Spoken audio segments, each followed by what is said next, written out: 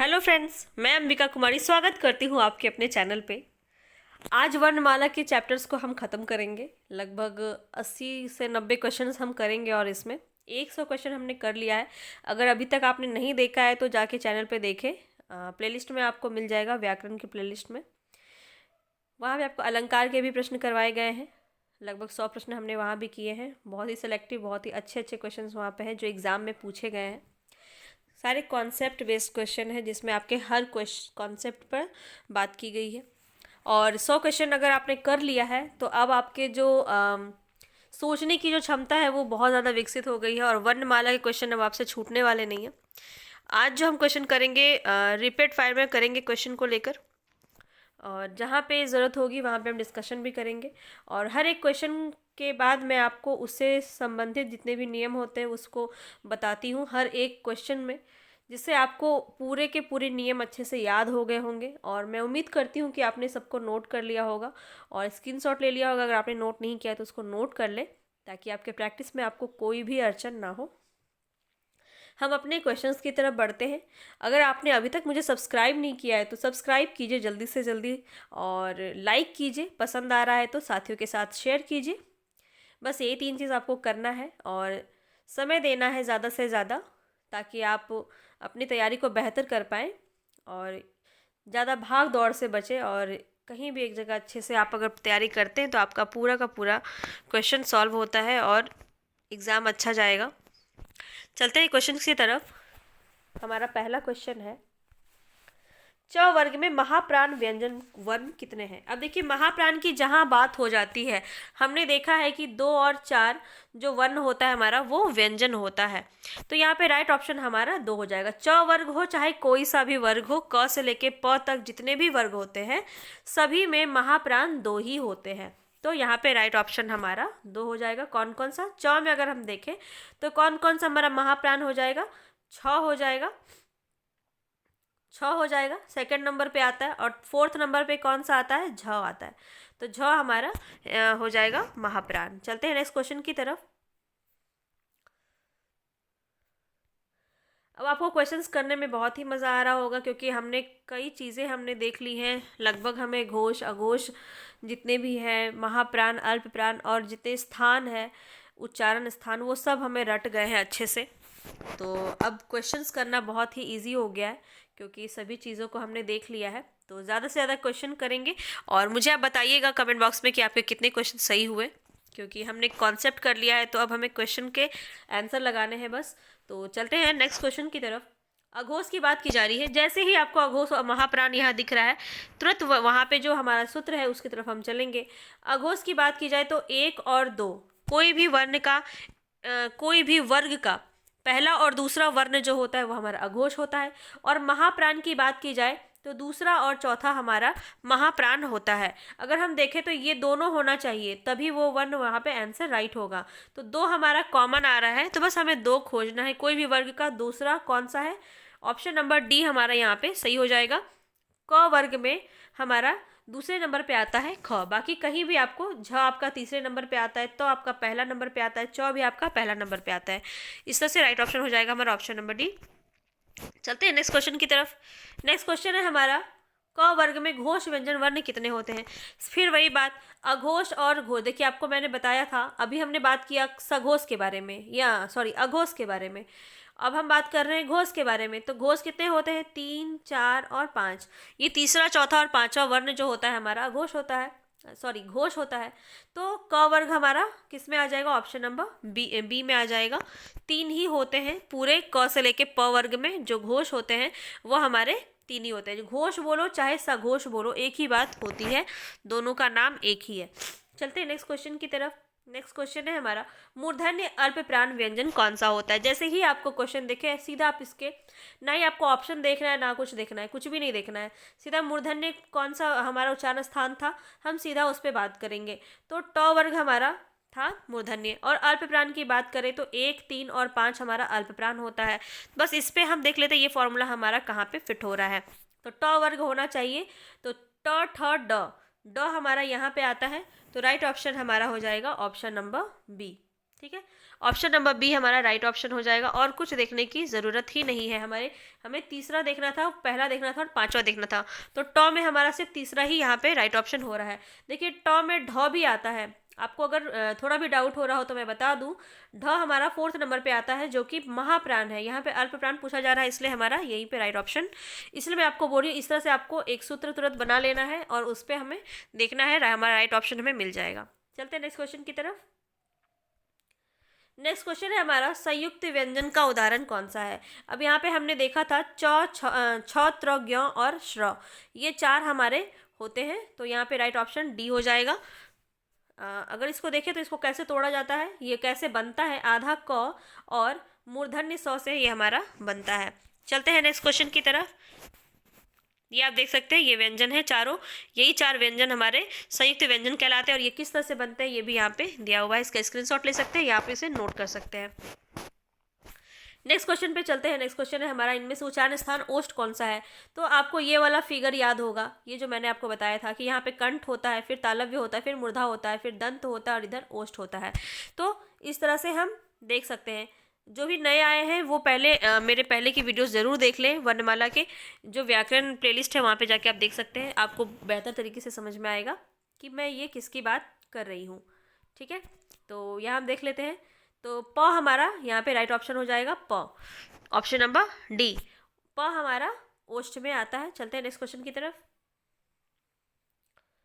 Next question है हमारा, अंतस्थ और ऊष्म व्यंजन कितने होते हैं। देखते हैं, हमने पहले भी पढ़ा है कि अंतस्थ व्यंजन होते हैं हमारे य, र, ल, व, और हमारे ऊष्म व्यंजन कौन से होते हैं, तालव्य स, मूर्धन्य स, दंत स और ह।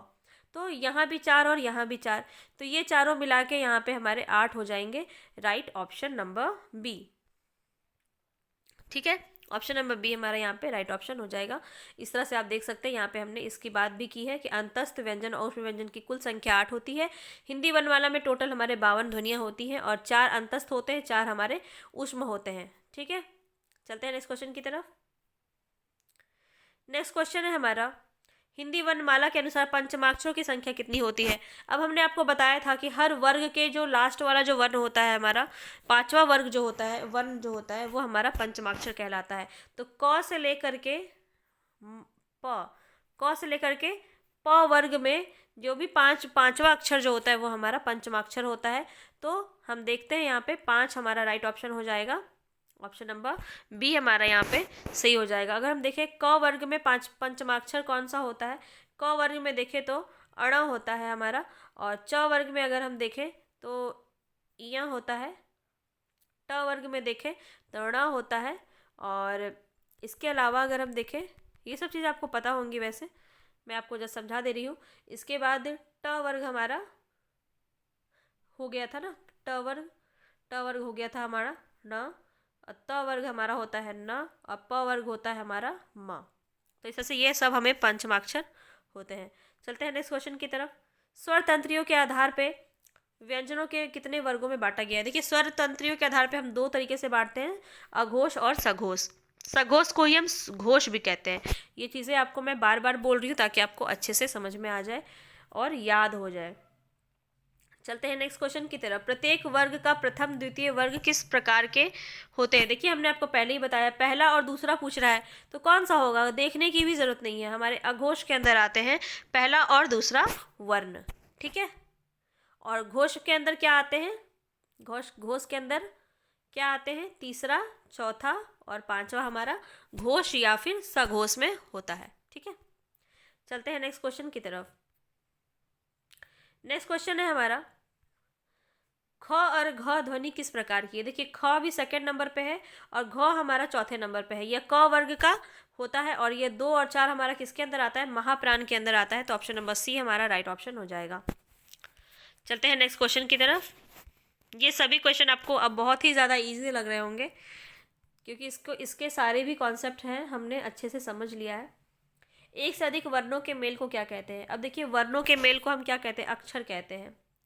वर्णों के मेल को हम क्या कहते हैं, अक्षर कहते हैं। कैसे कहते हैं, यहाँ पे आप देख सकते हैं, जैसे हमें क लिखना है तो हम क कैसे बनता है, क हमारा 2 वर्णों के मेल से बनता है, आधा क और अ, इसके मेल से हमारा क बनता है। तो इस तरह से हम देख सकते हैं अक्षर हमारा किससे बनता है? दो वर्णों के मेल से बनता है। चलते हैं नेक्स्ट क्वेश्चन की तरफ। ऊष्म व्यंजन कौन सा नहीं है? नहीं की बात की जा रही है यहाँ पे, तो तीनों श और ह हमारा ऊष्म व्यंजन होता है, तो ग यहाँ पे क्या हो जाएगा? स्पर्श व्यंजन कहते हैं इसको। मैंने आपको बताया है क से लेके म तक हमारा स्पर्श व्यंजन होता है, जो कि 25 होता है, ठीक है, इसको भी ध्यान में रखेंगे। देखिए निम्नांकित में से कंठ ध्वनि कौन सी है? तो क वर्ग हमारा कंठ ध्वनि के अंदर आता है। ये डायग्राम आपको याद होगा, ये डायग्राम कंठ, तालु, मूर्धा, दंत और इधर ओष्ठ, इस तरह से आपको अच्छे से अब याद हो गया होगा। इधर क हो जाएगा, तालु में च हो जाएगा, मूर्धा में ट हो जाएगा, दंत में त हो जाएगा और ओष्ठ में प हो जाएगा। ये आपको अच्छे से याद हो गया होगा, आई होप। चलते हैं इसके आंसर की तरफ। तो कंठ में हमारा क वर्ग आता है, ऑप्शन नंबर सी हमारा यहाँ पे राइट ऑप्शन हो जाएगा। चलते हैं नेक्स्ट क्वेश्चन की तरफ। नेक्स्ट क्वेश्चन है हमारा,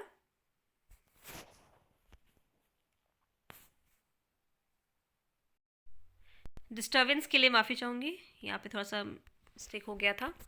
यहाँ पे अगर हम देखें अपने नेक्स्ट क्वेश्चन की तरफ चलते हैं, तो हम देख रहे थे कौन सा कंठ ध्वनि में आएगा, तो क वर्ग हमारा कंठ ध्वनि के अंदर आता है, तो ऑप्शन नंबर ए हमारा सही हो जाएगा, ग। ठीक है, चलते हैं नेक्स्ट क्वेश्चन की तरफ। इसका आप स्क्रीनशॉट ले सकते हैं चाहे तो, ठीक है। चलते हैं नेक्स्ट क्वेश्चन की तरफ। नेक्स्ट क्वेश्चन है हमारा, य का उच्चारण स्थान क्या है? यहाँ पे य की बात की जा रही है। य हमारा किसके अंदर आता है? तालु के अंदर आता है। हमने इसका कई बार जिक्र किया है कि य और श जो होता है तालव्य श, ये हमारा तालु के अंदर आता है। यश, यश करके हमने याद किया था। चलते हैं नेक्स्ट क्वेश्चन की तरफ। नेक्स्ट क्वेश्चन है हमारा, हिंदी की तालव्य ध्वनियाँ। तालव्य ध्वनि की बात की जा रही है, तो तालव्य हमारा किसके अंदर आता है? च वर्ग के अंदर आता है, तो ऑप्शन नंबर ए हमारा यहाँ पे राइट ऑप्शन हो जाएगा। कितने सारे एग्जाम में पूछा गया क्वेश्चन है, यह बहुत ही ज़्यादा अब आपको इजी लग रहा होगा, क्योंकि हमने इसको कई बार अच्छी तरीक़ा से कर लिया है। इसके बाद अगर हम देखें, हमारा नेक्स्ट क्वेश्चन है, किस व्यंजन का उच्चारण स्थान तालव्य है? तालव्य की बात की जा रही है, तो च वर्ग हमारा तालव्य के अंदर आता है। अब यहाँ देख लेते हैं कौन सा, च छ ज झ, तो च वर्ग के अंदर आता है झ, और ये हमारा राइट ऑप्शन हो जाएगा। चलते हैं नेक्स्ट क्वेश्चन की तरफ। आप इसको भी एक बार देख लीजिए या स्क्रीनशॉट ले लीजिए, तो आपको अच्छे से याद रहेगा। यहाँ पे देख लीजिए अंतस्थ व्यंजन को किस तरह से बांटा गया है, ऊष्म व्यंजन को किस तरह से बांटा गया है, ठीक है। चलते हैं नेक्स्ट क्वेश्चन की तरफ। नेक्स्ट क्वेश्चन है हमारा, निम्नलिखित में से कौन सा वर्ण दंत नहीं है? यहाँ पे दंत नहीं है पूछा जा रहा है, देख लेते हैं। दंत कौन सा हो जाता है? त वर्ग हमारा दंत के अंदर आता है, तो यहाँ नहीं है की बात की जा रही, तो ऑप्शन नंबर डी यहाँ पे सही हो जाएगा। यह हमारा किसके अंदर आता है? तालव्य के अंदर आता है, हमने अभी अभी पढ़ा है ना। बाकी ल हमारा दंत में आता है, ये आप ध्यान में रखेंगे। चलते हैं नेक्स्ट क्वेश्चन की तरफ। नेक्स्ट क्वेश्चन है हमारा, ट वर्ग उच्चारण दृष्टि से किस प्रकार की ध्वनि है? जब ट वर्ग की बात की जा रही है, तो ये हमारा किसके अंदर आ जाएगा? मूर्धा के अंदर आ जाएगा, मूर्धन्य में हो जाएगा ट वर्ग। चलते हैं नेक्स्ट क्वेश्चन की तरफ। उच्चारण स्थान अब आप बिल्कुल नहीं भूलोगे, अगर आपको वो डायग्राम आपको याद है तो आप बिल्कुल इसको अच्छे से कर ले जाओगे। यहाँ पे किस स की बात की जा रही है? मैं हमेशा उच्चारण करती रहती हूँ, जब भी यहाँ पे स की बात की जाती है कौन सा श है, तो यहाँ हम देखें तो यह मूर्धन्य श है, इसलिए यहाँ पे right option option number C हो जाएगा, मूर्धा। चलते हैं नेक्स्ट क्वेश्चन की तरफ। नेक्स्ट क्वेश्चन है हमारा, ढ का उच्चारण स्थान डैश और वर्ग है डैश। यहाँ पे बात की जा रही है ढ आपका किस वर्ग के अंदर आता है? तो ढ हमारा किसके अंदर आता है? ट वर्ग के अंदर आता है। ट ठ ड ढ आता है ना, और कितने नंबर पे आता है? तो ट ठ ड ढ 4th नंबर पे आता है, तो यहाँ पे राइट ऑप्शन हो जाएगा ट वर्ग 4था नंबर पे आता है हमारा ढ, right option option number B. चलते हैं नेक्स्ट क्वेश्चन की तरफ। नेक्स्ट क्वेश्चन है हमारा, दंत ध्वनि कौन सी है? दंत की बात की जा रही है, तो त वर्ग हमारा दंत होता है, हम कितनी बार कर चुके हैं इसको, तो त वर्ग यहाँ पे राइट ऑप्शन हो जाएगा, ऑप्शन नंबर सी। चलते हैं नेक्स्ट क्वेश्चन की तरफ। नेक्स्ट क्वेश्चन है हमारा, ल और स का उच्चारण स्थान क्या है? देखिए ये तो दंत सौ है, देखते ही समझ में आ रहा है, तो दंत यहाँ पे राइट ऑप्शन हो जाएगा। ल भी हमारा दंत के अंदर ही आता है। चलते हैं नेक्स्ट क्वेश्चन की तरफ, इसको आप स्क्रीनशॉट ले सकते हैं, ले लिया होगा। चलते हैं नेक्स्ट क्वेश्चन की तरफ। उच्चारण स्थान की दृष्टि से कौन सा विकल्प शुद्ध है? देखिए शुद्ध की बात की जा रही है, तो ये तो आपका तालव्य स होता है, तो गलत है। च आपका नहीं होता है कंठ में, तालव्य आपका कंठ में हो, सॉरी क वर्ग आपका कंठ में होता है, तो च आपका तालव्य में होता है, ये भी गलत है। ये आपका मूर्धन्य स होता है, तो ये भी गलत है। तो ऑप्शन नंबर बी यहाँ पे राइट ऑप्शन हो जाएगा, दंत स हमारा सही हो जाएगा, बी ऑप्शन। यहाँ पे अगर आप देखें तो कंठ में आपका स्वर की बात की जाए तो ओ और आ जो है कंठ के अंदर आता है, छोटी ई बड़ी ई आपका तालव्य के अंदर आता है, री आपका मूर्धन्य के अंदर आता है, और यहाँ पे आप देखें तो त वर्ग और ल स आपका दंत के अंदर आता है। चलते हैं नेक्स्ट क्वेश्चन की तरफ। दांत और जीभ के स्पर्श से बोले जाने वाले वर्ण को क्या कहते हैं? तो दंत कहते हैं, सीधा सा क्वेश्चन है यहाँ पे, ऑप्शन नंबर बी यहाँ पे राइट ऑप्शन हो जाएगा। चलते हैं नेक्स्ट क्वेश्चन की तरफ। नेक्स्ट क्वेश्चन है हमारा प फ ब भ म, ये कौन से व्यंजन होते हैं? तो प वर्ग किसके अंदर आता है? हमने कई बार पढ़ लिया है, ऑप्शन नंबर बी यहाँ पे राइट ऑप्शन हो जाएगा, ओष्ठ। ओष्ठ हमारा प वर्ग में आता है। चलते हैं नेक्स्ट क्वेश्चन की तरफ। नेक्स्ट क्वेश्चन देख लेते हैं। उम्मीद है आपको क्वेश्चंस करने में मज़ा आ रहा होगा, और अब समझ में आ रहा है तो बहुत ही आसानी से हम इसका आंसर कर सकते हैं। यहाँ पे पूछा जा रहा है अंतस्थ व्यंजन कौन सा नहीं है, तो कौन सा है हमारा अंतस्थ व्यंजन, ये हम ध्यान में रख लेंगे। य र ल और व हमारा अंतस्थ व्यंजन है। अब यहाँ देख लो कौन सा नहीं है, तो ब हमारा यहाँ पे नहीं है, तो ब बी ऑप्शन हमारा यहाँ पे सही हो जाएगा। चलते हैं नेक्स्ट क्वेश्चन की तरफ। हिंदी वर्णमाला की ब ध्वनि यहाँ पे बतानी है कि कौन सी है, तो ब किसके अंदर आता है? ब आता है ओष्ठ में ना, प फ ब भ, प वर्ग हमारा ओष्ठ के अंदर आता है, तो बी ऑप्शन ए ऑप्शन हमारा यहाँ पे सही हो जाएगा। चलते हैं नेक्स्ट क्वेश्चन पे, इसको आप स्क्रीनशॉट ले सकते हैं। नेक्स्ट क्वेश्चन पे चलते हैं। नेक्स्ट क्वेश्चन है हमारा निम्नलिखित में से ओष्ठ ध्वनि कौन सी है? तो ओष्ठ हमारा प वर्ग के अंदर आता है, कई बार हमने देखा है, तो भ यहाँ पे राइट ऑप्शन हो जाएगा, ऑप्शन नंबर ए प फ ब भ, फोर्थ नंबर पे आता है हमारा भ। यहाँ पूछा जा रहा है कौन सा स्पर्श व्यंजन नहीं है। अब मैंने आपको बताया है कि क वर्ग से लेकर के प वर्ग तक, क वर्ग से लेकर के प वर्ग तक हमारा स्पर्श व्यंजन होता है। टोटल 5 होते हैं ना, क वर्ग, त वर्ग, फिर उसके बाद क्या आता है, ट वर्ग, फिर आता है त वर्ग, फिर आता है प वर्ग, 5 आता है। तो 5 इंटू 5 कर देंगे, कितना हो जाएगा? 25। 25 हमारे स्पर्श व्यंजन होते हैं, ये भी बात आप ध्यान में रखेंगे। तो यहाँ पे राइट ऑप्शन क्या हो जाएगा, ये देख लेते हैं। यहाँ पे हमारा देख लेते हैं य र अलावा हमारा अंतस्थ व्यंजन के अंदर आता है, स्पर्श व्यंजन के अंदर नहीं आता है, तो यहाँ पे ऑप्शन नंबर डी हमारा सही हो जाएगा। चलते हैं नेक्स्ट क्वेश्चन पे। नेक्स्ट क्वेश्चन है यहाँ पे संयुक्त व्यंजन कौन सा नहीं है, तो देख लेते हैं। य छ त्र ज्ञ, तो छत्र ज्ञ और श्र ये सारे हमारे कहाँ होते हैं? संयुक्त व्यंजन होते हैं, और ऑप्शन नंबर ए यहाँ पे सही हो जाएगा। य जो है अंतस्थ व्यंजन के अंदर आता है, संयुक्त व्यंजन के अंदर नहीं आता है। नेक्स्ट क्वेश्चन पे चलते हैं। नेक्स्ट क्वेश्चन है हमारा अंतस्थ व्यंजन कौन सा है, तो अंतस्थ व्यंजन हमने कर रखा है य र ल व, तो यहाँ पे राइट ऑप्शन क्या हो जाएगा, देख लो आप, वो ही एक दिख रहा है हमें, तो right option option number C हो जाएगा। जब भी आपको क्वेश्चन देखे बस आप तुरंत वहाँ पे उससे रिलेटेड जो भी तथ्य है उसको वहाँ पे लिख लें, आपको बिल्कुल आंसर मिल जाएगा, कोई कन्फ्यूज़न यहाँ पे आपको नहीं होगी। उसमें व्यंजन की बात की जा रही है, तो तीनों श और ह हमारा उसमें व्यंजन के अंदर आता है। ठीक है, इसको आप देख लीजिए, स्पर्श व्यंजन आपका,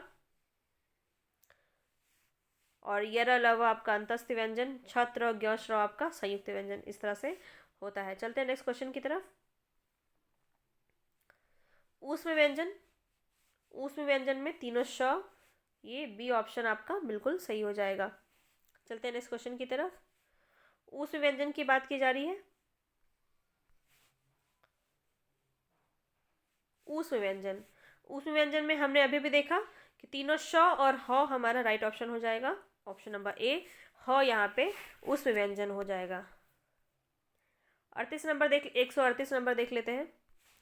संयुक्त व्यंजन कौन सा है, बिल्कुल अभी बहुत ज़्यादा इजी हो गया ये, ऑप्शन नंबर बी यहाँ पे सही हो जाएगा, ज्ञ। अगर देखें तो ये किस तरह से बनता है, तो बहुत ज़्यादा कन्फ्यूज़न होती है इसको लेकर के, आधा ज और य इससे मिलके बना होता है ज्ञ। ठीक है,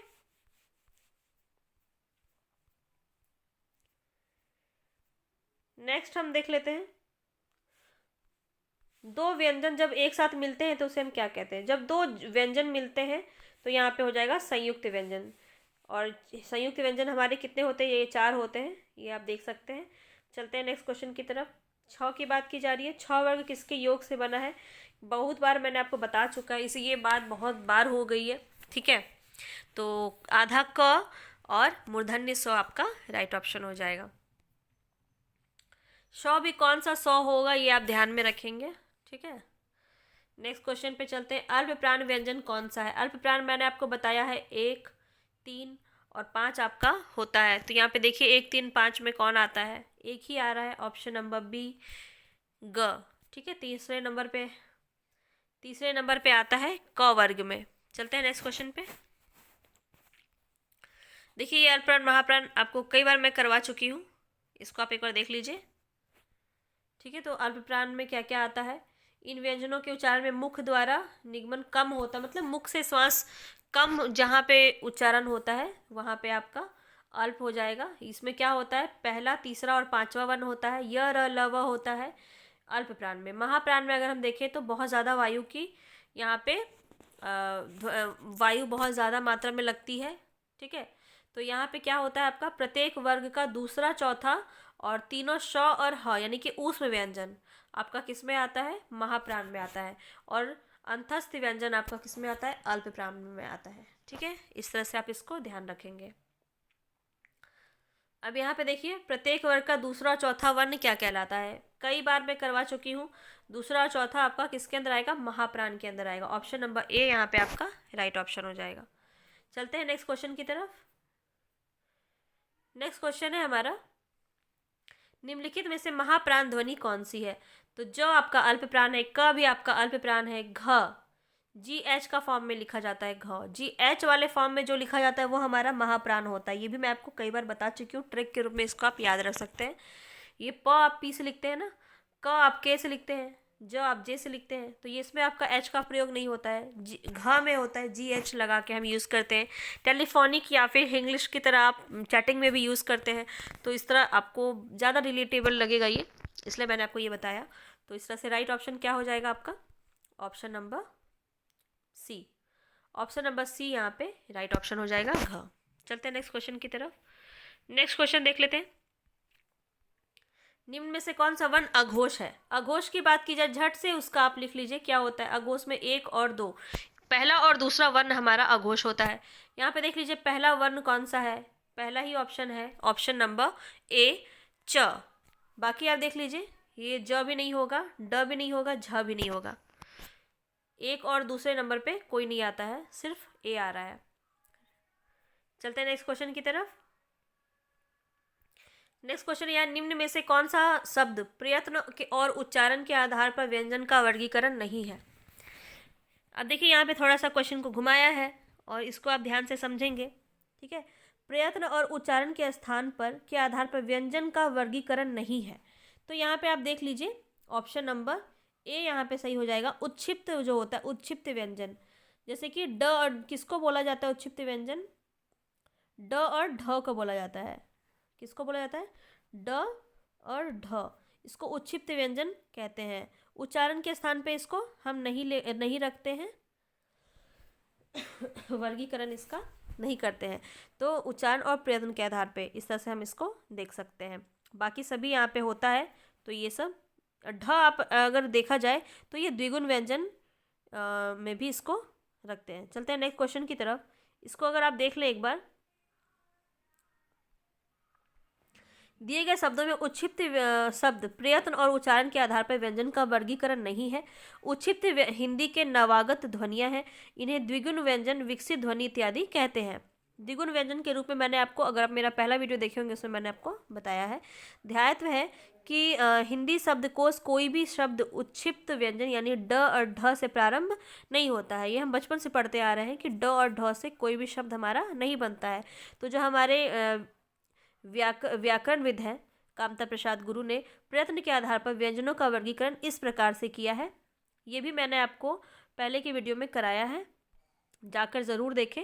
विवृत, स्पृष्ट, विवृत, इष्ट, विवृत, सस्पृष्ट, अघोष और सघोष आपका बाह्य प्रयत्न के आधार पर, पार्श्विक, पार्श्विक आपका कौन सा होता है, तो ल। ये भी क्वेश्चन आपका कई बार पूछा जाता है कि पार्श्विक व्यंजन कौन सा होता है, तो ल आपका पार्श्विक व्यंजन के अंदर आता है।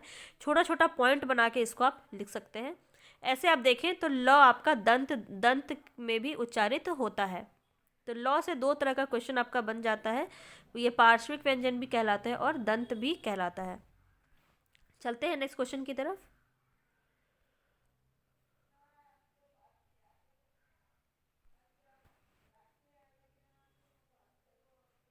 निम्नलिखित में से कौन सा वर्ण घोष है।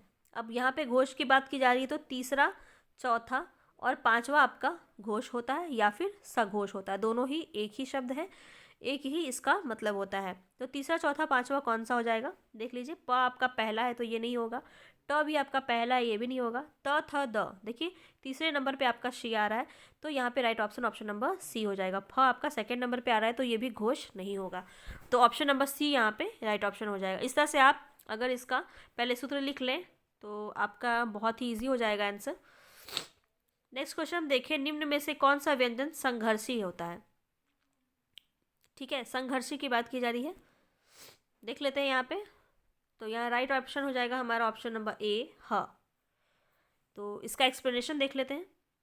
जिन वर्णों के उच्चारण में वायु का ना तो स्पर्श ध्वनियों के समान पूर्ण अवरोध होता है और ना स्वरों के समान निर्बंध प्रवाह तथा वायु निगमन घर्षण के साथ होता है, उन्हें हम स्पर्शी व्यंजन कहते हैं। तो श, श, श और ह ये हमारे ऊष्म संघर्षी व्यंजन भी कहते हैं इन्हें, क्योंकि उच्चारण के स्थान पर वायु घर्षण करती हुई या निगमन होती है, यानी कि ऊष्मा हमारे मुख से निकलती है, इसलिए ह हमारा सहर्षी व्यंजन के अंदर आता है। ठीक है, इसे हम ऊष्म के अंदर भी रखते हैं। ह बोलते वक्त ना ही आपका कोई बाधा होती है, ना निर्बाध होता है, निगमन घर्षण नहीं होता है, इसलिए ह बोलते वक्त हमारे मुख से एक ऊष्मा निकलती है, इसलिए हमें ऊष्म संघर्षी व्यंजन के अंदर रखते हैं, या आप सिंपल भाषा में समझे तो ऊष्म के अंदर रखते हैं। चलते हैं नेक्स्ट क्वेश्चन पे। देखिए यहाँ पे पूछ लिया गया है क्वेश्चन, अभी भी मैंने आपको बताया है, पार्श्विक ध्वनि कौन सी होती है, तो हमारा ऑप्शन नंबर बी यहाँ पे सही हो जाएगा, ल हमारा पार्श्विक ध्वनि होती है। या किस प्रकार से इसका एक्सप्लेनेशन हम एक बार देख लेते हैं। जिन ध्वनियों के उच्चारण में जिह्वा का अग्रभाग वत्स मतलब दांत का स्पर्श करती है तथा श्वास जिह्वा के दोनों पार्श्वों से निकलती है, उसे हम पार्श्विक ध्वनि कहते हैं। अगर देखा जाए तो जीभ को अगर आप दांत पे रखते हैं और दोनों जो भाग बचता है वहाँ से जो हवा निकलती है तो उसे हम पार्श्विक व्यंजन कहते हैं। ल जब आप बोलते हैं तब आप इसको प्रैक्टिकल करके भी देख सकते हैं, तो आपको ज़्यादा बेहतर तरीके से याद रहेगा और समझ में आएगा। चलते हैं नेक्स्ट क्वेश्चन की तरफ।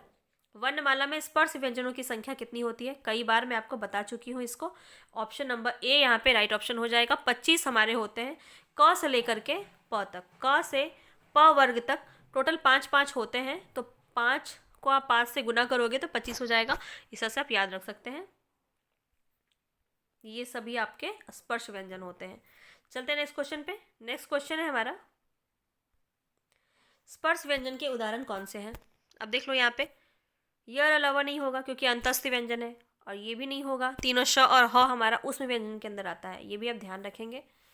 अब छत्र ज्ञ ये भी आपका संयुक्त व्यंजन के अंदर आता है, तो ऑप्शन नंबर सी आपका यहाँ पे सही हो जाएगा। यहाँ से आप ऐसे देख सकते हैं इसको कैसे कैटेगराइज किया गया है। चलते हैं नेक्स्ट क्वेश्चन की तरफ। नेक्स्ट क्वेश्चन है हमारा, संयुक्त व्यंजन कौन सा नहीं है। अब कौन सा नहीं है, छ है, ज्ञ भी है, त्र भी है। यहाँ पे झ आपका राइट ऑप्शन हो जाएगा, यह हमारा स्पर्श व्यंजन के अंदर आता है। कई बार इसको कर चुके हैं, एक्सप्लेन करने की ज़रूरत नहीं है। ट वर्ग में कौन सा नहीं होगा, तो बहुत ही इजी क्वेश्चन है, आराम से कर सकते हैं। ऑप्शन नंबर सी यहाँ पे राइट ऑप्शन हो जाएगा। ध हमारा किसके अंदर आता है, त वर्ग के अंदर आता है, ट वर्ग के अंदर नहीं आता है। नेक्स्ट क्वेश्चन अगर देखें, हिंदी शब्दकोश में छ का क्रम किस वर्ण के बाद आता है, तो छ का वर्ण किसके बाद आता है ये आपको बताना है।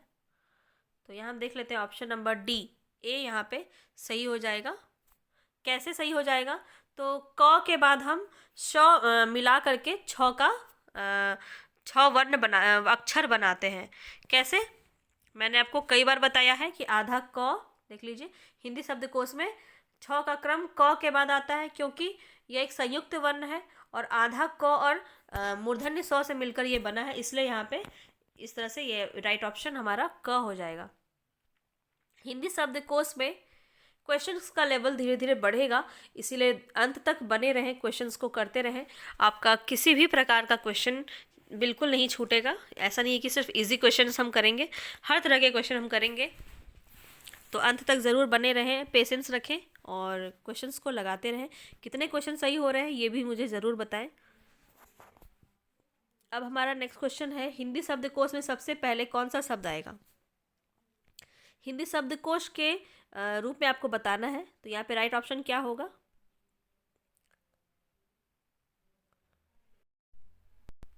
ये है बहुत ही इंटरेस्टिंग है, मैं आपको समझा देती हूँ। देखिए हिंदी शब्दकोश के अनुसार बताना है, तो यहाँ पे राइट ऑप्शन हो जाएगा ऑप्शन नंबर बी, वृक्ष। कैसे हो जाएगा? तो पहले तो री है, जो री सब में समान है, देखिए सब में री है ना, सब में री है, तो मैं आपको बता देती हूँ। पहले तो ये री हो जाएगा, ठीक है। उसके बाद हम देखें क्या है, छ, अभी हमने पढ़ा ना, छ में सबसे पहले क आता है, तो क हमारे शब्दकोश में सबसे पहले आता है। ग देखें तो बाद में आता है, न भी बाद में आता है, ये भी यहाँ भी न बाद में आता है, तो पहले हमारा क आता है। तो ऐसे हम इसको बनाएंगे ना, तो ऐसे बनाएंगे क फिर श, तो ये मिलके बनता है वृक्ष, ठीक है। तो इस तरह से ये राइट ऑप्शन हमारा बी हो जाएगा। आई होप आपको समझ में आ गया होगा। चलते हैं नेक्स्ट क्वेश्चन की तरफ।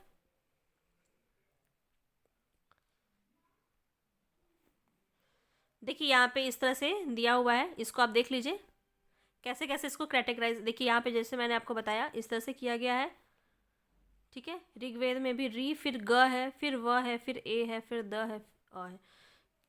द एक बार में नहीं, कोई भी वन आपका अकेले नहीं लिखाता है। अगर द ही लिखना है तो कैसे लिखाएगा? आधा द और अ, ये आप मिलके आपका द बनता है, इस तरह से बनता है ये। चलते हैं नेक्स्ट क्वेश्चन की तरफ।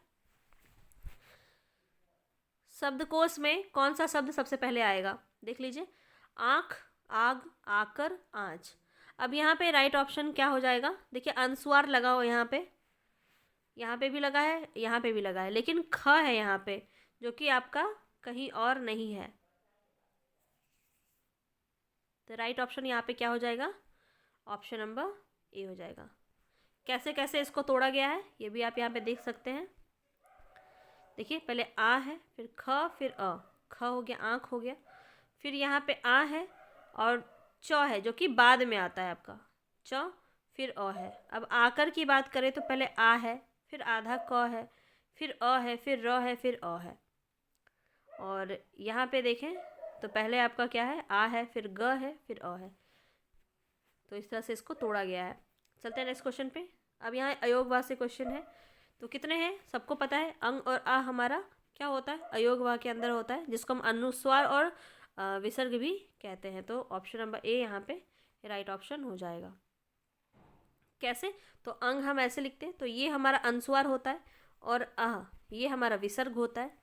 तो इस तरह से हम इसको, ऐसे भी क्वेश्चन बन जाता है, अनुस्वार किसके अंदर आता है तो अयोगवाह में आप लिख सकते हैं। ये विसर्ग पूछ लिया जाए कि ये किसके अंदर आता है तो ये भी आपका अयोगवाह में आएगा। इस तरह से घुमा फिरा के शब्दों को क्वेश्चन बनते हैं, तो आप देख लें। नेक्स्ट क्वेश्चन है हमारा, जिन ध्वनि की गणना ना स्वर की जाती है ना व्यंजन में की जाती है उन्हें हम क्या कहते हैं? तो उन्हें ही हम अयोगवाह कहते हैं। ये चीज़ हम ध्यान में रखेंगे, ठीक है। अयोगवाह में हम कहीं भी काउंट नहीं करते हैं इसको। देखिए ये आता ही नहीं आपका कहीं भी काउंट। स्वर भी हमारा 11 होता है, अंग आह को नहीं जोड़ा जाता है, तो ये हमारे व्यंजन में गिनती नहीं आती है ये ध्वनि की। चलते हैं नेक्स्ट क्वेश्चन पे। ऐसी कौन सी दो मात्राएं हैं जिनका प्रयोग तो किया जाता है किंतु उनका समावेश स्वर में नहीं किया जाता है? सेम वही क्वेश्चन है। देखिए अयोगवाह का क्वेश्चन कहाँ कहाँ से किस तरह से बन सकता है, तो उस तरह से बात यहाँ की जा रही है। यहाँ भी ऑप्शन नंबर बी हमारा सही हो जाएगा। चलते हैं नेक्स्ट क्वेश्चन पे। नेक्स्ट क्वेश्चन है हमारा, अनुस्वार के संबंध में कौन सा कथन उपयुक्त नहीं है? इसका उच्चारण आगे आने वाले व्यंजन से प्रभावित होता है। अनुस्वार नासिक के व्यंजन होता है। तो यहाँ पे पूछा जा रहा है कौन सा कथन सही नहीं है? इसका उच्चारण आने वाले व्यंजन से प्रभावित होता है, बिल्कुल सही है। अनुस्वार नासिक के व्यंजन होता है, बिल्कुल सही है। अनुस्वार इसे इस तरह से दर्शाया जाता है, बिल्कुल सही है, इसे इस रूप में भी लिखा जाता है, तो ये गलत हो जाएगा। ये अनुनासिक होता है जो चंद्र बिंदु के रूप में लिखा जाता है। इसको मैंने पहले भी करवाया था क्वेश्चंस में, आपने देखा होगा तो आपको याद होगा।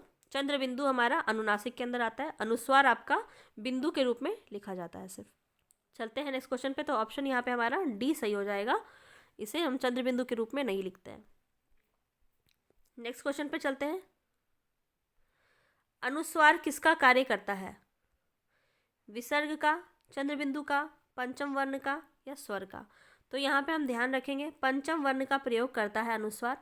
जैसे कि मान लीजिए हमें लिखना है हिंदी, ऐसे हम आधा नौ और ऐसे हिंदी लिखते हैं, पर हिंदी को अगर हम देखें शुद्ध रूप में ऐसे भी लिखते हैं, यहाँ पे बिंदु होता है न की जगह पे। तो ये न क्या हमारा पंचमाक्षर है और यही हमारा बिंदु के रूप में, अनुस्वार के रूप में हमारा प्रयोग होता है। बहुत सारा हो गया, अंगूर हो गया, अंत हो गया, बहुत सारा आप देखते हैं तो होता है इस तरह से। चलते हैं नेक्स्ट क्वेश्चन की तरफ। अंग व्याकरण के अनुसार क्या है? अनुस्वार है, व्यंजन है, संयुक्त स्वर है, संयुक्त अक्षर स्वर है। तो ये हमारा क्या है? अनुस्वार है, हमने अभी अभी देखा है। चलते हैं नेक्स्ट क्वेश्चन की तरफ। नेक्स्ट क्वेश्चन पूछ रहा है यहाँ पे, जब एक ही ध्वनि का द्वित्व हो जाए तब वह क्या कहलाती है? तो यहाँ पे देख लेते हैं, संयुक्त ध्वनियाँ नहीं, द्वित्व हो जाए यानी कि जुड़ जाए, एक ही ध्वनि अगर जुड़ जाए तो यहाँ पे ये क्या कहलाती है? युग्मक ध्वनियाँ कहलाती है। देख लेते हैं इसका एक्सप्लेनेशन। जब एक ही ध्वनि का द्वित्व यानी कि युग्म हो जाए तब वे युग्मक ध्वनियाँ कहलाती है। युग्मक ध्वनियाँ प्रायः शब्द के मध्य में आती है। दो या दो से अधिक व्यंजन ध्वनियाँ जब परस्पर संयुक्त होकर एक स्वर के सहारे बोली जाए तो उन्हें हम संयुक्त ध्वनियाँ कहते हैं, जैसे प्राण, घ्राण, क्लांत। इस तरह से यहाँ पे इसका एग्जाम्पल भी दिया हुआ है। चलते हैं नेक्स्ट क्वेश्चन की तरफ।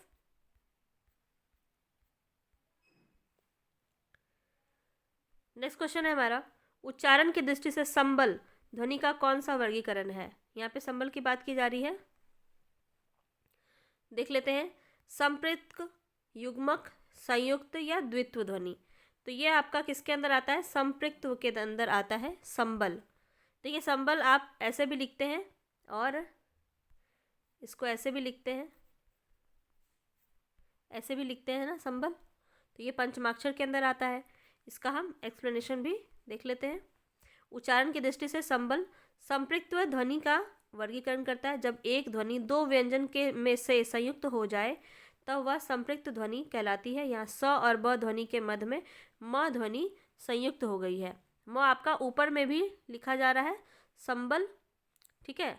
ब और आधा म ऐसे लिखते हैं ना, तो ये स और ब के बीच में मध्य हो जाती है हमारी म। ये बिंदु के रूप में भी आती है और आधा म के रूप में भी आती है। तो इस तरह का जहाँ पे भी दृश्य होगा वो क्या हो जाएगा? हमारा संपृक्त ध्वनि के अंदर आ जाएगा। निम्नलिखित ध्वनियों की निर्दिष्ट विशेषताओं में कौन सा अशुद्ध है? अब यहाँ अशुद्ध की बात की जा रही है। तो च हमारा महाप्राण नहीं होता है, अल्प प्राण होता है। पहला ही हमारा गलत हो गया, बाकी सही है। ख महाप्राण है, कंठ भी है, बिल्कुल सही। अल्प प्राण है और दंत भी है, बिल्कुल सही। ओष्ठ भी है और सघोष भी है, बिल्कुल सही हो जाएगा। यहाँ पे हम देख लेते हैं ऑप्शन नंबर ए सही नहीं है, तो यही हमारा सही हो जाएगा, अशुद्ध पूछा गया है। चलते हैं नेक्स्ट क्वेश्चन की तरफ। नेक्स्ट क्वेश्चन है हमारा, हिंदी में ध्वनियाँ कितने प्रकार की होती है? तो कितने प्रकार की ध्वनि होती है हमारी? दो प्रकार की होती है। ऑप्शन नंबर ए सही हो जाएगा, स्वर और व्यंजन। इनमें से कौन सी देवनागरी लिपि की वर्ण ध्वनि नहीं है? देखिए आपको आ रहा है तो आप इसको कर पा रहे हैं, नहीं तो ऐसा नहीं है कि बहुत ज़्यादा इजी क्वेश्चन है ये, इसको ध्यान में रखेंगे आप। तो यहाँ पे हम देखिए राइट ऑप्शन हमारा है ऑप्शन नंबर ए, ग्रीवा ध्वनि यहाँ पे हो जाए। कौन सी देवनागरी लिपि की वर्ण ध्वनि नहीं है? ग्रीवा ध्वनि। देखिए हमने मूर्धा भी पढ़ा है, कंठ भी पढ़ा है, दंतोष्ठी भी पढ़ा है, पर ग्रीवा ध्वनि हमने नहीं पढ़ा है। चलते हैं नेक्स्ट क्वेश्चन की तरफ। कक्षा शब्द का शुद्ध उच्चारण कौन सा है? देख लीजिए, तो कौन सा हो जाएगा?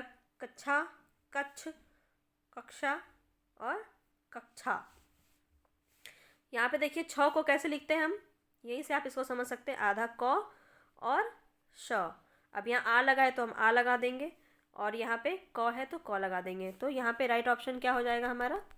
अब आप समझ गए होंगे। राइट ऑप्शन है हमारा ऑप्शन नंबर सी, कक्षा। कक्षा ही हम बोलते हैं शुद्ध रूप इसका, और कक्षा नहीं बोलते हैं, कक्षा। ठीक है, चलते हैं नेक्स्ट क्वेश्चन की तरफ। नेक्स्ट क्वेश्चन है हमारा, निम्नलिखित में से नासिक व्यंजन कौन सा है। नासिक की बात की जा रही है यहाँ पे। तो नासिक हमारा पंचमाक्षर भी होता है, ये भी मैंने आपको बता रखा है पहले से ही। तो पंचमाक्षर कौन सा है यहाँ पे, बी ऑप्शन हमारा सही हो जाएगा। ये च वर्ग में हमारा, ये च वर्ग में हमारा आता है य, है ना। चलते हैं नेक्स्ट क्वेश्चन पे। कौन सा शब्द में र व्यंजन नहीं है। तो यहाँ हम देख लेते हैं, मात्रा, मूर्धा, क्रम या मातृभूमि। र व्यंजन कहाँ नहीं है। देखिए यहाँ पे भी र है, कैसे है, तो हमने त्र को बताया है आपको कैसे हम लिखते हैं, आधा त और र लिखते हैं। तो र आ गया ना मात्र में, यहाँ पे भी हो गया। मूर्धा में यहाँ पे र पे रेफ लगा है, ये भी र की मात्रा होती है, तो ये भी नहीं होगा। और हम अगर क्रम की बात करें तो आधा र की मात्रा होती है, ये रेफ, तो ये भी नहीं होगा। तो यहाँ पे हो जाएगा, क्योंकि ये वाला री की मात्रा है, ऐसे वाला जो री होता है ये री की मात्रा है, मातृभूमि। तो यहाँ ऑप्शन नंबर डी हमारा सही हो जाएगा। ऑप्शन नंबर डी मातृभूमि हमारा सही हो जाएगा, क्योंकि यहाँ पे री की मात्रा है, री की मात्रा है ना। चलते हैं नेक्स्ट क्वेश्चन पे। जिन शब्दों में के अंत में अ आता है उन्हें हम क्या कहते हैं। यहाँ पे बताएंगे अनुस्वार, अयोगवा, अंतस्थ या अक्रांत। तो हमने इसको पढ़ रखा है, अक्रांत होता है जहाँ पे अंत में अ आता है। जैसे कोई भी शब्द जिसके अंत में अ आता है, जैसे कि मान ले हम अगर कहें कि अंत, अंत हमने कहा अंत, कोई भी शब्द आप रखें, अक्रांत ही मात्रा है ना, तो हमारा कैसे लिखते हैं, आधा तो और अ। तो अंत में क्या आता है, अ आता है, तो ये हमारा अक्रांत होता है इस तरह से। इसका राइट ऑप्शन डी हो जाएगा, अक्रांत। नेक्स्ट पे चलते हैं। व का उच्चारण स्थान कौन सा है। व की बात की जा रही है, व हमारा किसके अंदर आता है, दंतोष्ठ के अंदर आएगा व। मैं आपको ये भी करवा चुकी हूँ, आपने नोट किया होगा तो आपको पता होगा। दंतोष्ठ यहाँ पे दांत और ओष्ठ व बोलते हैं, तो ओष्ठ पे टच होता है हमारा, है ना। यहाँ पे आप इसको देख सकते हैं, व हमारा दंतोष्ठ में आता है, दंत में त वर्ग आता है, ओष्ठ में प वर्ग आता है। कंठोष्ठ की बात की जाए, जैसे यहाँ पे दंतोष्ठ हो गया ना, वैसे ही कंठोष्ठ होता है, कंठ और ओष्ठ का ओ और औ के अंदर आ जाता है। चलते हैं नेक्स्ट क्वेश्चन पे। नेक्स्ट क्वेश्चन है हमारा, निम्नलिखित में से कौन सा कथन अशुद्ध है। अशुद्ध की बात की जा रही है, तो हम देख लेते हैं, दो महाप्राण व्यंजनों का उच्चारण एक साथ हो सकता है। तो ये तो सुनने में ही गलत लग रहा है। पहले तो आगे देखते हैं। हिंदी में ज्ञ का उच्चारण परंपरा से भिन्न हो गया है, ठीक है, ज्ञ हम जल्दी यूज़ में नहीं लाते हैं। छ की बात करें, ये संयुक्त व्यंजन है, बिल्कुल सही। विसर्ग कंठ वर्ण है, बिल्कुल सही। तो यहाँ पे ऑप्शन नंबर ए ही हमारा सही हो जाएगा। एक्सप्लेनेशन में भी दिया है, देखिए ऑप्शन ए ही हमारा सही है।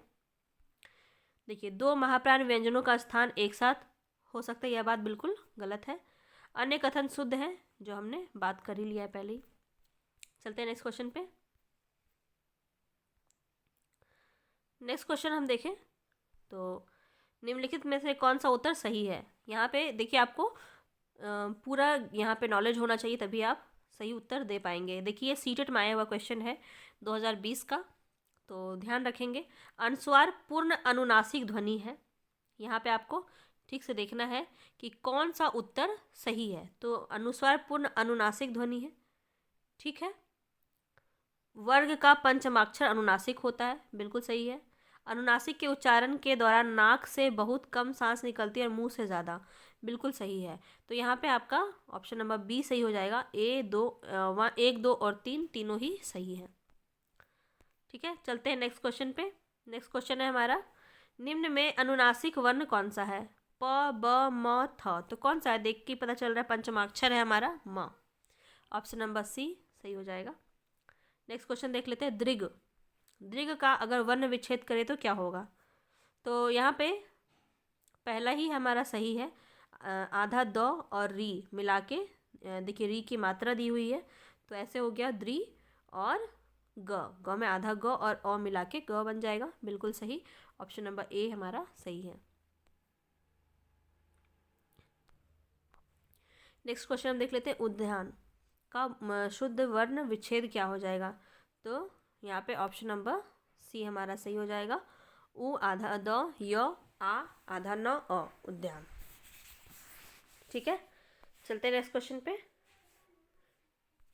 काकल्य, काकल्य वर्ण कौन सा है? काकल्य वर्ण की बात की जा रही है, देख लेते हैं। तो ऑप्शन नंबर सी यहाँ पे सही होगा, ह। कैसे, देख लेते हैं इसका एक्सप्लेनेशन। उपयुक्त विकल्पों में ह काकल्य वर्ण है। जिन व्यंजन ध्वनियों के उच्चारण में मुंह गुहा खुली रहती है, वायु बंद, कंठ का खोल कर झटके से बाहर निकलती है, काकल्य व्यंजन कहते से। य अंतस्थ व्यंजन, श उसमें व्यंजन, ण ट वर्ग और का पंचमाक्षर कहलाता है। ठीक उसी तरह से हमारा काकल्य वर्ण किस में आता है? ह के अंदर आता है। र की बात की जाए, र क्या हो जाएगा हमारा? वत् से होता है, लुंठित भी होता है, सघोष होता है, अल्प प्राण होता है। ये चारों ही इसमें सही बताए जा रहे हैं। तो यहाँ पे राइट ऑप्शन हो जाएगा हमारा ऑप्शन नंबर ए। वत् से हमारा र को कहते हैं। ठीक है, मैंने आपको पहले ही बताया है, ल और र हमारा वत्स में आ जाता है। लुंठित होता है और सघोष भी होता है और अल्प व्यंजन भी होता है। चलते हैं नेक्स्ट क्वेश्चन पे, देख लीजिए इसको एक बार, इसका एक्सप्लेनेशन देख लेते हैं। वत्स ध्वनि में देखिए, दांतों एवं मसूड़ों से मिलने वाले स्थान अर्थात दंत मूल को वत्स कहते हैं तथा इस स्थान विशेष से उच्चारित ध्वनि को वत्स ध्वनि कहते हैं। हिंदी वर्णमाला में न, र, ल और श वर्ण वत्स ध्वनि के अंतर्गत आता है। इसको आप नोट कर लीजिए। और लुंठित ध्वनि की बात करें तो जिन ध्वनियों के उच्चारण से ग्रीवा का अर्घ भाग मुड़ कर वत्स को शीघ्रता से स्पर्श करता है, उसे हम कहते हैं, जो जिह्वा के प्रकंपन के कारण इसको लुंठित कहा जाता है। और सघोष के बारे में तो हम जानते ही हैं, तीसरा चौथा पांचवा वर्ण और अंतस्थ व्यंजन हमारा सघोष होता है। अल्प प्राण की बात करें तो पहला, तीसरा और पांचवा वर्ण हमारा अल्प प्राण होता है। चलते हैं नेक्स्ट क्वेश्चन की तरफ। नेक्स्ट क्वेश्चन है हमारा,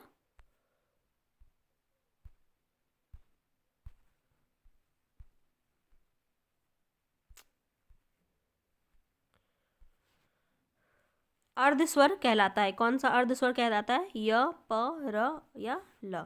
तो यहाँ पे राइट ऑप्शन हो जाएगा ऑप्शन नंबर ए, य।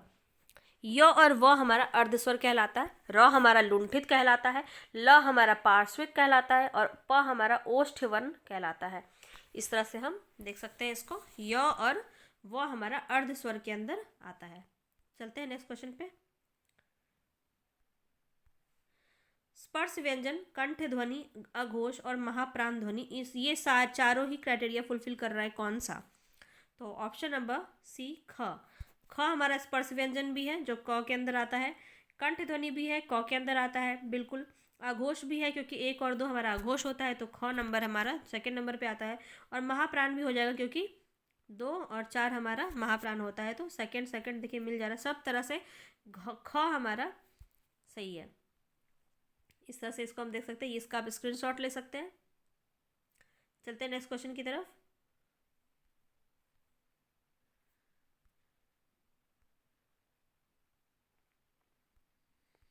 लिखित भाषा में मूल ध्वनियों के लिए जो चिन्ह मान लिए गए हैं तथा जिन रूप में ये लिखे जाते हैं उसे क्या कहते हैं?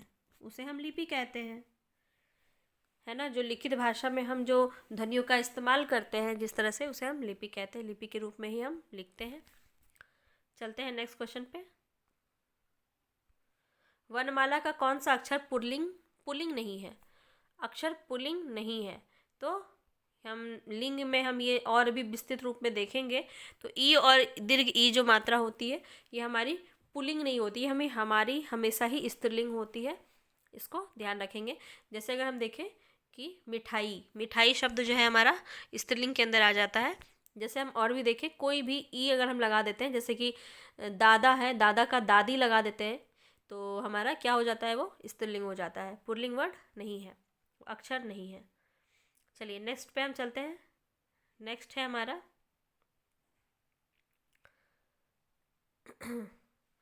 निम्नलिखित में से कौन सा शब्द री की मात्रा का उपयोग हुआ है। अब री की मात्रा इसमें देख लेंगे, क्रिया नहीं होगा, आधा र की मात्रा है। वर्षा भी नहीं होगा, ये भी र की मात्रा है। और रिपु भी नहीं होगा, ये र अलग है। वृष्टि यहाँ पे राइट ऑप्शन हो जाएगा, ऑप्शन नंबर डी। यहाँ पे आप ये वाला जो मात्रा होता है वो री की मात्रा होती है। नेक्स्ट हम अगर देखें, निम्नलिखित में कौन सा स्वर नहीं है। तो स्वर कौन सा नहीं है हम देख लेते हैं। यहाँ पे ऑप्शन नंबर डी सही हो जाएगा। ये य हमारा स्पर्श व्यंजन के अंदर आता है, यह स्वर नहीं है। बाकी ये तीनों हमारे स्वर हो जाएंगे।